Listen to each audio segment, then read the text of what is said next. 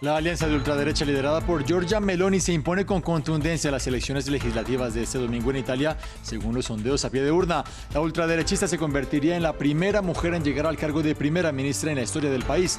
Tenemos análisis. El presidente de Ucrania anunció resultados positivos en la contraofensiva contra las tropas rusas. Volodymyr Zelensky asegura que su ejército lucha en regiones clave, mientras algunos ciudadanos se ven forzados a abandonar las 4 zonas que Rusia busca anexionarse con una serie de referendos. Tenemos reporte de nuestro equipo sobre el terreno. Una devastación inmensa, así definen las autoridades de Canadá el impacto de la tormenta Fiona en la costa este del país, que deja al menos un muerto. Se estima que se tarde meses en reparar los daños de este fenómeno atmosférico sobre infraestructura clave de la zona afectada. Tiempo de actualizar las noticias en la pantalla de France 24. Gracias por continuar con nuestra señal. Mi nombre es Juan Pupiales. Empezamos en Italia, en donde la ultraderechista Giorgia Meloni va de camino a ser la nueva primera ministra del país, algo inédito para una mujer, después de que su alianza se impusiera en las elecciones legislativas celebradas este domingo. Es lo que auguran los sondeos a pie de urna que le dan al bloque de Meloni entre el 41 y el 45% de los votos, algo que le permitiría controlar las 2 salas del Parlamento.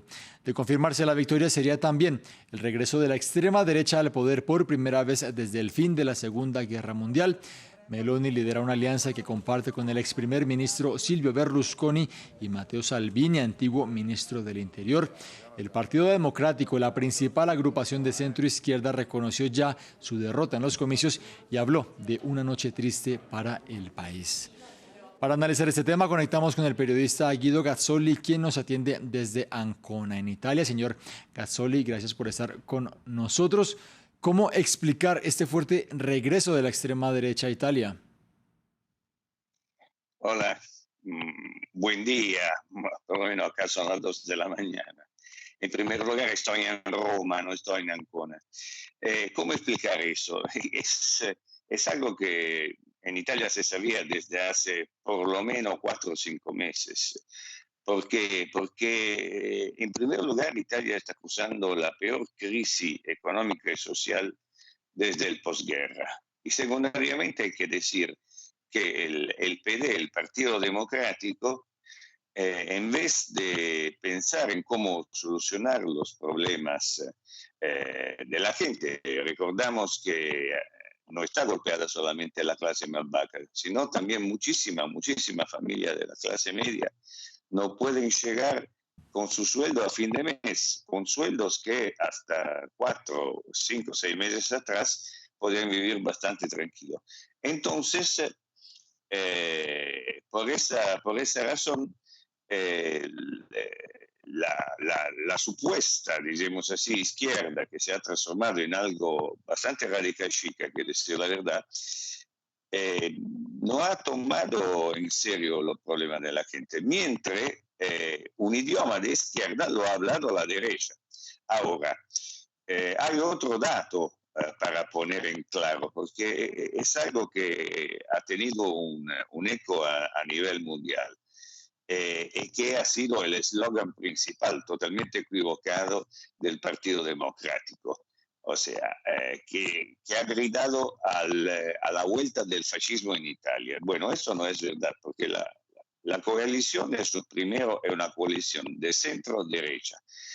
Fratelli d'Italia es un partido conservador. Adentro de Fratelli d'Italia hay personas que han sido fanáticos del fascismo, como adentro del Partido Democrático tiene personas que han sido fanáticas del comunismo, y entonces esto no quiere absolutamente decir que esta coalición de centro-derecha sea una coalición extremista y fascista. Estamos en una democracia, la democracia permite la alternanza de los poderes, alternar los poderes, ¿ok?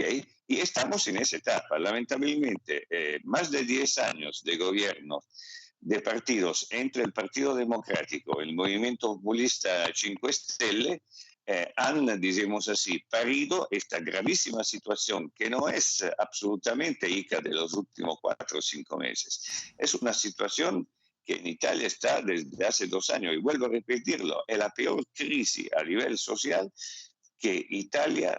con la cual Italia se está enfrentando desde el fin de la Segunda Guerra Mundial.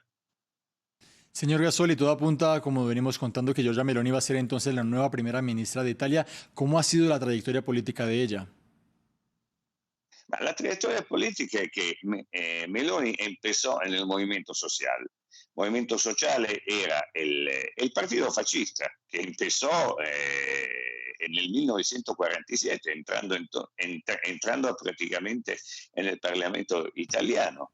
Y luego, cuando en los años 90 se quebró, especialmente después de Mani Pulite, y la derecha se desarrolló y ella se puso en Forza Italia, el movimiento partido hecho por Berlusconi, que ganó las elecciones de 1994. Entonces Giorgia Meloni era ahí, de Forza Italia, para luego salir de este partido y hacer el suyo, que es Fratelli d'Italia, que en la última elección ha tenido el 15% de los votos, y en esta elección por ahora lo dan al 25.6%. Sí. Entonces es un resultado de una alternativa de poder que esperamos todos que pueda solucionar la crisis, que es gravísima. O sea, cualquier poder que iba a ganar esas elecciones se encontraba con una bomba atómica en la mano, que es esta crisis, que si no se va a solucionar va a provocar estallidos sociales ya a partir del mes de octubre. Señor Guido Gasoli, muchísimas gracias por su tiempo y su análisis aquí en France 24. Cambiamos de tema. El presidente de Ucrania habló de resultados positivos en la contraofensiva de su ejército contra las tropas del Kremlin. En las últimas semanas, Kiev ha conseguido importantes avances en este conflicto, llevando a que esta semana el presidente ruso Vladimir Putin movilizara parcialmente a sus reservistas. Escuchemos a Zelensky. Se están produciendo intensos combates en muchas áreas de primera línea que se extienden en un total de más de 2.000 kilómetros. Esta es la región de Donetsk, esta es la región de Gerson y también las regiones de Mykolaiv y Zaporilla. Tenemos resultados positivos en varias direcciones y pase lo que pase esta semana en Rusia, sean cuales sean los pasos que esté planteando el gobierno terrorista en lo político o militar, la tarea de nuestro Estado, la tarea de Ucrania no puede cambiar. Estamos luchando por la vida y la libertad de todos los ucranianos. Precisamente son en algunas zonas en las que Ucrania avanza en esa contraofensiva, en las que Rusia está celebrando una serie de referendos con los que busca anexionarse esas localidades. Esto ha empujado a muchos ucranianos que viven en las zonas ocupadas a abandonar sus hogares. Un equipo de France 24 informa desde un punto de paso entre el territorio ocupado por Rusia y el controlado por Ucrania. Veamos. La frontera de la ocupación rusa se encuentra más allá de esta carretera. Estas personas están de nuevo en tierras controladas por Ucrania. A 3 kilómetros del frente, tienen la impresión de que por poco han escapado de una trampa. Pensamos que podríamos quedarnos hasta final de mes, pero en vista de la situación nos fuimos enseguida. Huyen de una movilización parcial declarada por el Kremlin. Esta medida solo debería afectar a los hombres rusos, pero en los territorios ocupados se celebra un referéndum sobre la anexión rusa. Estos hombres hablan de urnas llevadas de casa en casa y de un voto organizado con poca libertad de elección. Vienen acompañados de al menos 2 soldados y a veces junto a un vehículo con una ametralladora. Cuando ves cómo organizan el referéndum, cuando van de casa en casa armados, eso te da una idea de cómo nos reclutarán. Rodearán el pueblo, traerán el autobús y listo, habremos desaparecido. Yo prefiero morir por mi país que morir allí a voluntad de Putin. Estas personas pudieron abandonar los territorios ocupados sin dificultad, pero para muchos jóvenes ya es demasiado tarde. En el último punto de control, allí donde los residentes pasan, ya no dejan salir a los hombres de 18 a 35 años. Los bloquean. El número de personas que llegan aquí ha disminuido en comparación con lo normal, por lo que sabemos que ha aumentado el número de personas que quieren salir. Algunos están reunidos con sus seres queridos tras una larga separación. A otros no los verán durante un tiempo, dejados atrás al otro lado del frente. Las autoridades de al menos 5 provincias canadienses evaluaron hoy los daños causados por la ahora tormenta tropical Fiona, que tocó tierra en el este del país este sábado. A su paso, el fenómeno atmosférico dejó un rastro de destrucción sin precedentes y se necesitarán meses para la recuperación. Hasta el momento se reporta al menos una víctima mortal. Rafael Pérez nos cuenta más. A su paso por la costa del este del país, la ahora tormenta tropical Fiona dejó un rastro de destrucción en al menos 5 provincias. Una de las ciudades más afectadas fue Port-au-Basque, donde más de 20 casas quedaron en ruinas entre una población de 4,000 personas. En este momento les diré que solo estamos en una pequeña parte de la comunidad, pero el nivel de magnitud de esta tormenta es muy grande, más grande de lo que pensábamos. En otra ciudad, Glace Bay, los árboles caídos, las casas destruidas y largas colas en las gasolineras imperan en el panorama de este territorio de Nueva Escocia. En esta región, igual que en Isla del Príncipe Eduardo, Terranova, Quebec y Nuevo Brunswick, cientos de miles de residentes permanecieron sin electricidad. Las predicciones eran de una tormenta masiva, una tormenta histórica. Ciertamente hemos visto eso. Fiona definitivamente dejó una huella en la provincia. El daño es bastante desgarrador. Fiona fue la tormenta de más fuerza en tocar suelo canadiense.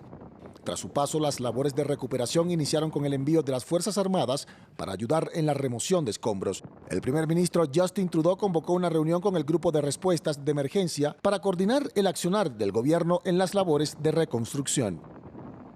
Brasil se prepara para la primera vuelta de sus elecciones presidenciales del próximo fin de semana, en las que el actual mandatario Jair Bolsonaro busca seguir en el cargo.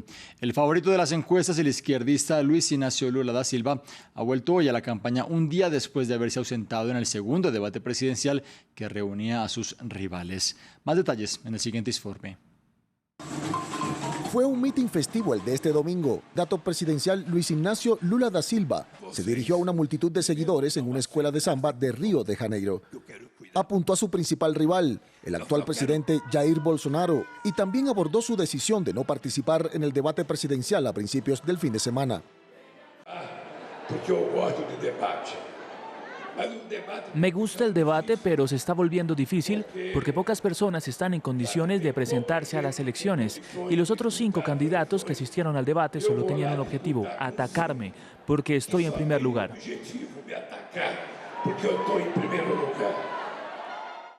Un sondeo reciente situaba a Lula en cabeza con el 47% de la intención de voto, seguido por Bolsonaro con el 33%. El ultraderechista le restó importancia a las cifras. No me fío de las encuestas. En 2018 Datafolia no acertó nada, absolutamente nada. No sé dónde están sus votantes porque acabo de ir la semana pasada a Garanhuns. Fui recibido como una estrella del pop, con profundo respeto de la gente. El candidato de centro izquierda, Ciro Gómez, dijo que la ausencia de Lula demostraba que era demasiado confiado. De ser elegido, sería su tercer mandato como presidente. Procedente de la clase obrera, se formó como metalúrgico y se involucró en el activismo sindical. Fundó junto a otros el Partido de los Trabajadores en 1980. Su legado es mixto. Se le atribuyen importantes reformas, como el aumento del salario mínimo, pero su imagen se vio empañada por una estancia en prisión, condenas por soborno que luego fueron desestimadas. Si ninguno de los candidatos obtiene la mayoría de los votos, se enfrentarán en una segunda vuelta el 30 de octubre. Terminamos con información del mundo del espectáculo porque la cantante Rihanna estará al frente del show de medio tiempo en la próxima edición del Super Bowl que se va a disputar en Arizona el próximo 12 de febrero.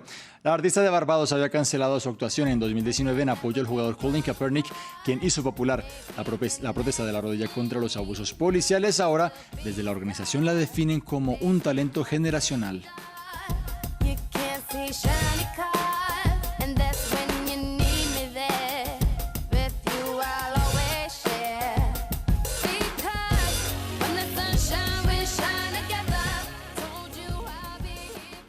Con música despedimos esta emisión informativa. En la pantalla de France 24, ustedes quédense en nuestra señal y también visiten nuestro sitio web france24.com.